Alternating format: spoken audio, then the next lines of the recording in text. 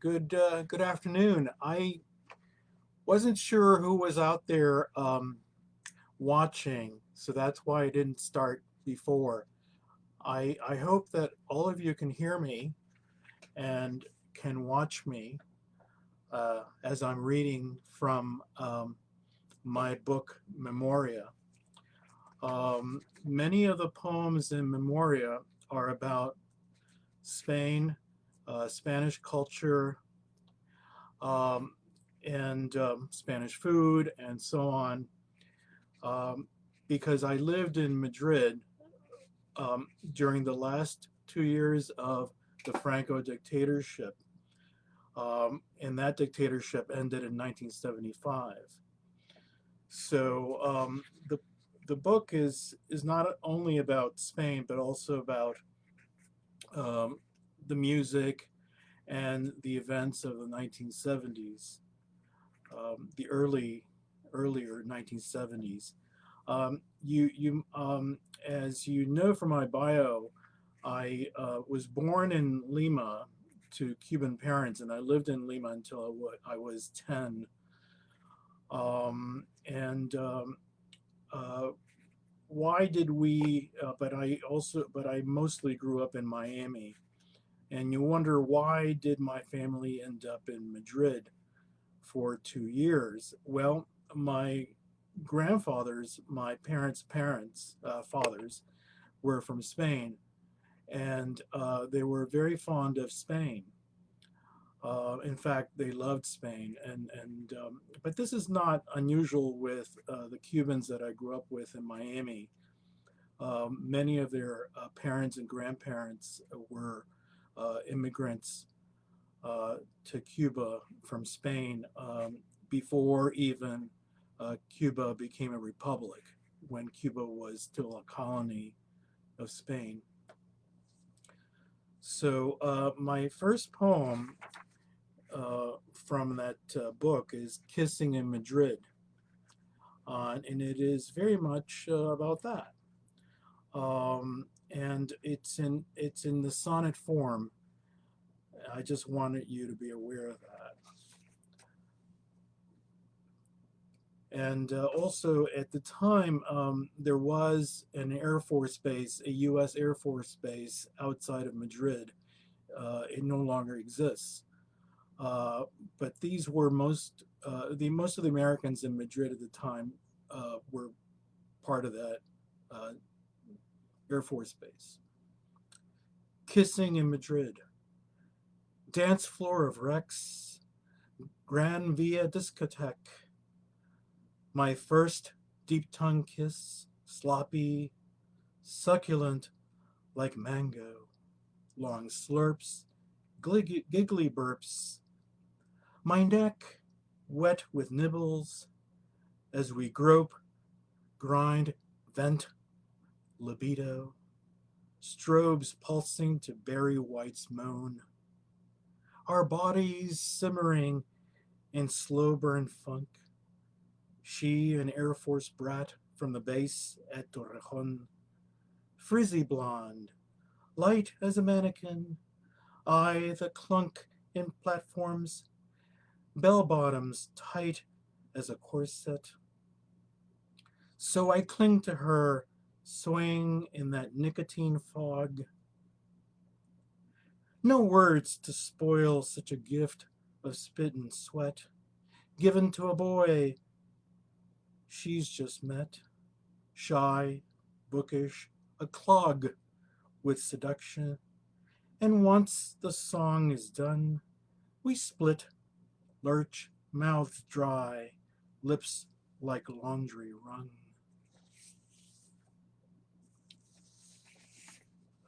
This next poem is also about the Madrid that I lived in, and it's about the flea market called El Rastro. And flea market is rather a misnomer because it was a much larger event every Sunday in the morning when a lot of the young people and other people went to this particular part of Madrid where all these Little lean-tos and tables were set up to sell anything really. And we had tremendous fun there. Um, Here is El Rastro. South of Plaza Mayor, by Plaza de Cascorro, past streets named Lettuce, Raisin, Barley, is Madrid's outdoor market called El Rastro. Hundreds of stalls, lean-tos, tents squeezed tight as niches where anything from a clawfoot tub to a surgeon's saw to a tattered La Celestina bound in sheepskin could be haggled down with raunchy bravado or the promise of beer. Mostly it was junk passed off to the tourists as pricey souvenirs, like plastic castanets, hand fans of silk, rayon really, or tin plate doubloons. So what drew the youth of Madrid to this place every Sunday afternoon by the hundreds? None of us were bargain hunters or hoarders, just hippish kids in patched dungarees, espadrilles, and wool coats frayed to cheesecloth, our pockets with enough pesetas to buy a handful of stale cigarettes. It was to revel in life, squeeze out joy from the lees of fate, make fellowship like pilgrims to a shrine. We'd sprawl against a wall or a lamppost long into the afternoon to talk, joke, carouse, eat cheese rinds with second-hand bread, drink wine like iodine, more like iodine than Merlot, oblivious to time and space, the crowds tripping on our legs, tossing butts into our heads. How they smelled like horses, and we told them so, who then shot out crude medieval curses. But we didn't care, for we felt alive as never before, singular in every breath, word, and thought, stubborn as wayward seeds that trick a drought and grow into hard scrabble woodland trees. This next poem is about my father and my father's big old Spanish ham that he had gotten in Salamanca when we lived in Madrid, and that he kept in a pantry called a despensa in Spanish. Several of the poems like this one concern food because to me it is an access point to memory. But this is not memory in the sense of nonfiction. I want to emphasize that memory here in these poems is being refracted by the imagination and by the art of the poem. When I write about memory, I think of the words of Octavio Paz as he describes translation, that when we translate from a text in another language or from memory, that we must be faithful, but not necessarily servile. So I want to emphasize that. My father's pantry. Despensa in Spanish, from despensus, meaning well apportioned. And yours was copious, Papa, your inalienable domain, where you hung chorizos dribbling smoky grease, blood and rice sausages big as cast iron pipes, your prize ham pata negra from those acorn-fed black pigs of Salamanca. A whole leg coddled for years in salt sacrament, sweet bone to crack for garbanzo stew. How I love the smell of your larder in the morning, sausages pulsing with spice, perspiring paprika.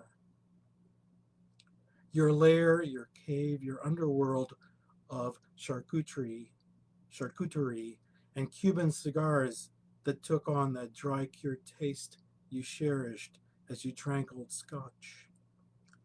Which is when you told stories of growing up so poor that hairy cracklings were a feast. It is food, you'd say, more than time itself, that heals the pain of poverty. Perhaps that's why you found grace carving ham in its steel rack, your long, pliant knife slicing off the marbled meat, thin as house.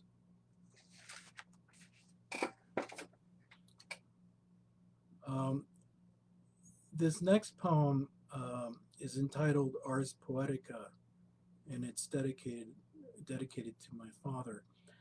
My father was an upholsterer by trade.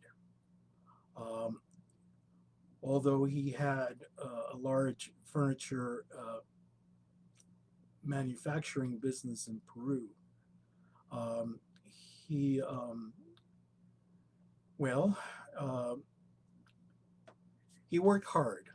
I must say that about him, and he um, made good money. Now the government in Peru turned communist or leftist or whatever you want to call it, and expropriated my father's factory and pretty much expelled him from the country as an undesirable foreigner. Um, so this poem is about my father learning the trade of upholstery in Havana when he was a boy, and it's also my homage to him because when I watched him make furniture or just upholster, I also learned the craft of making a poem. Ars Poetica for my father. At 9, you learned to make sofas and chairs in your uncle's workshop by Havana Bay. Your pudgy hands, stubby fingers turning lithe with wood, cloth, springs, bone, coir. Your life a reverence to sawdust and burl as you labored each day in the heat and the light, standing on a plank jacked up by bricks. A ring of tools cuffed to your small wrist. Your palms and soles calloused to stone as you fluted gadroons, flounced damask, beat down unruly tacks to marshal rivets. Oh, Padre mio, I learned to craft words watching you sew with the finest thread and not leave a trace.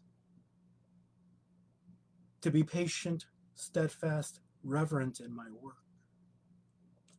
Don't dawdle, don't waste, you'd say, but save what you can't use today for another day. A scrap of cloth, a stray idea, an orphan verse. I gazed in wonder as you made the bucksaw sway like a violin's bow against strident wood.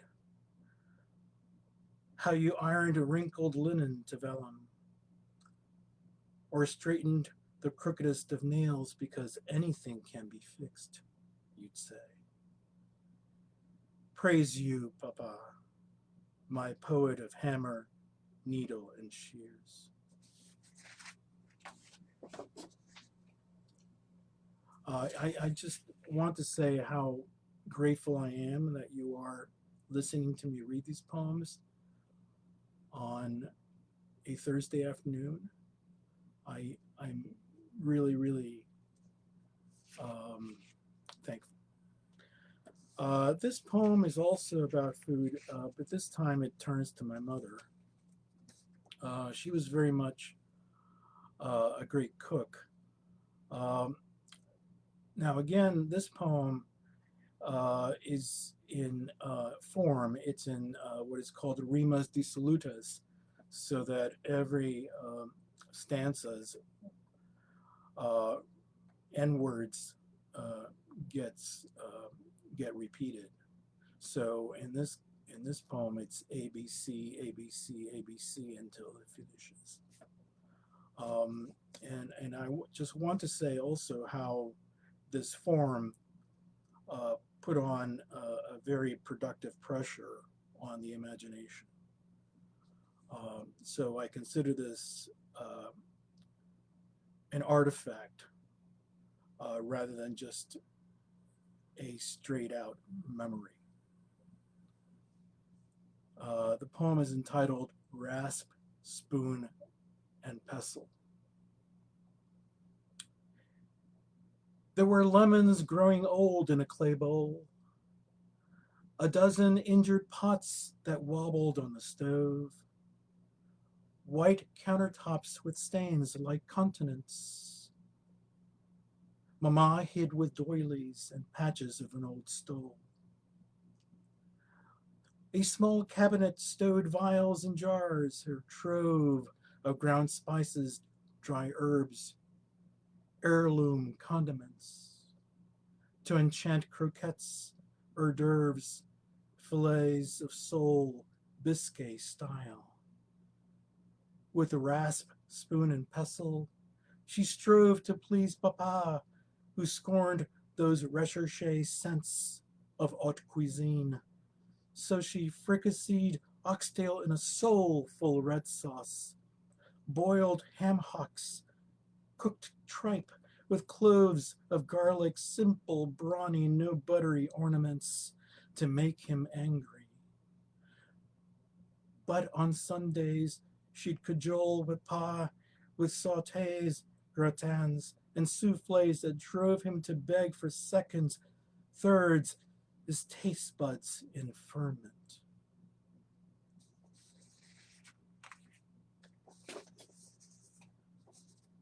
This next poem is also about food. It's the last one from Memoria that I will be reading. And it's called Tortilla Española. That's the Spanish omelet. It's a round omelet made with potatoes and onions. It could other things can be added to it, but it's a very Spanish dish. Um, I can't think of a Spaniard who does not eat tortilla. The Cubans also eat tortilla, but the tortilla that Cubans make is very um, thin, so to speak.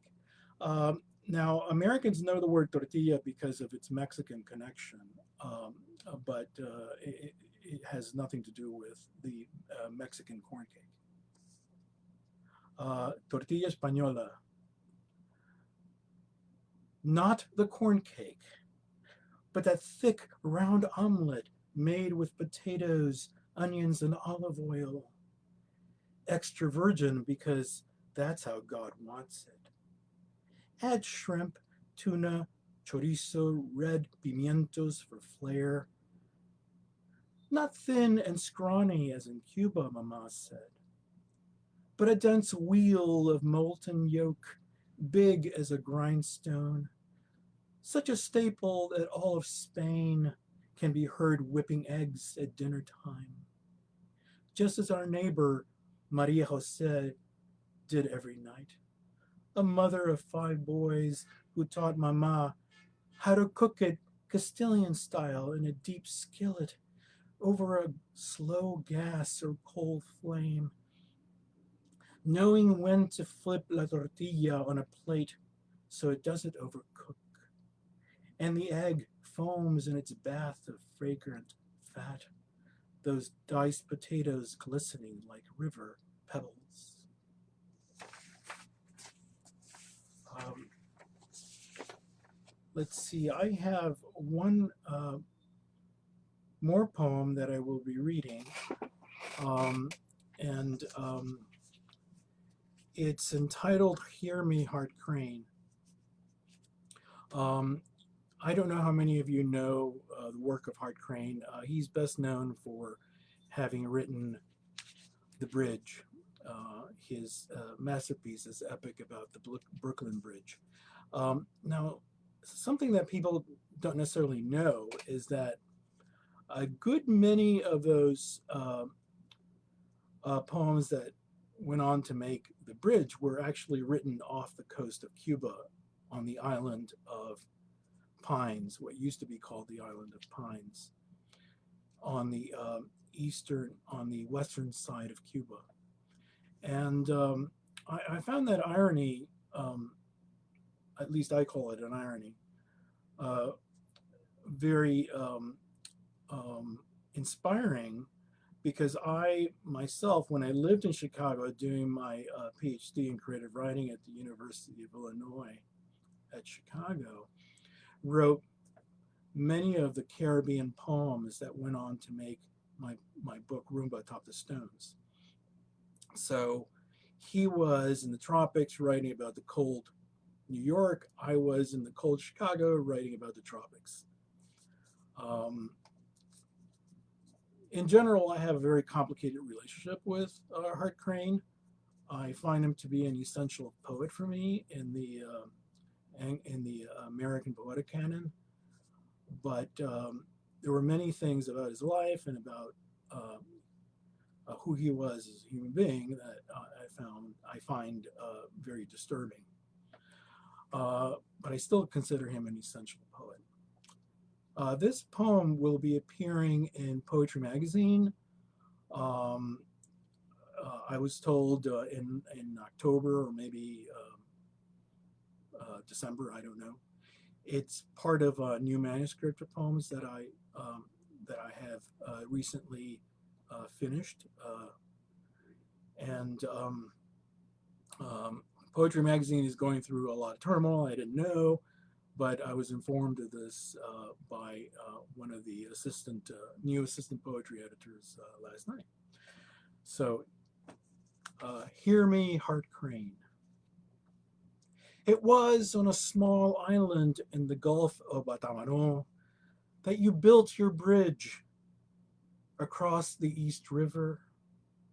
Cuba's sun, the furnace that forged steel cables from aerial roots of banyan and strangler fig, innocent of ice fog, hail burst acid snow. Your mind smelted our mangrove nurseries, slabbed our coral beds, wrenched our cradles of epiphyte into cantos of manifest destiny.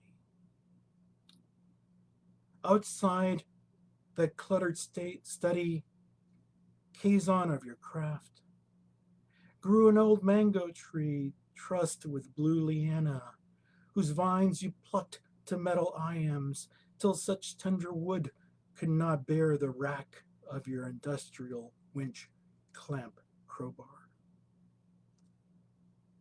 I cannot blame you, dear heart, for don't we all make art from paradox?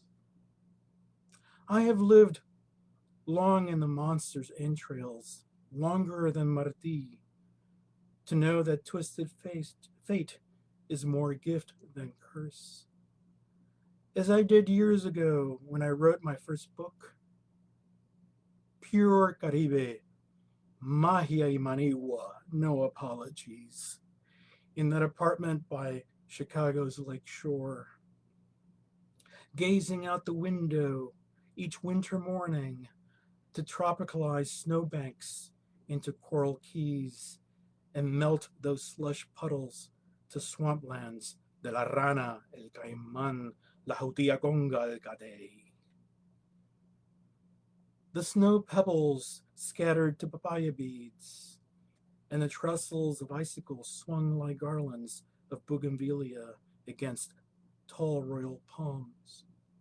I lathe from the blizzard-blighted poles. And in the cold wind or in those lake flurries, I'd hear our ruiseñor trill her cascabel song. Thank you so much for listening to me. I wish that I could see you all in person, but it's not possible right now. Maybe I can answer questions that you might have if you type them. Although just listening to me is gift enough.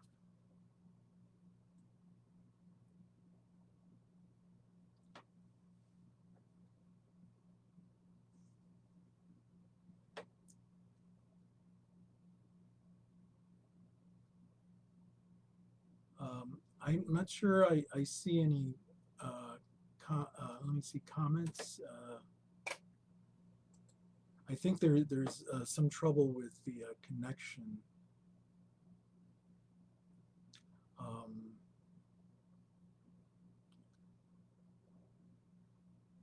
I don't know if you can,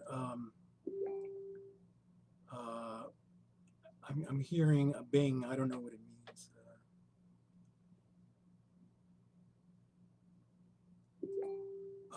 Okay. Let's see. I think there's a message. I don't know. No?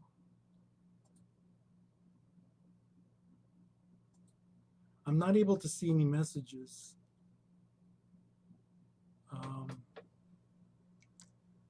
Well, I don't know what to do. Well, what I can do is if you email me questions, I can certainly answer them.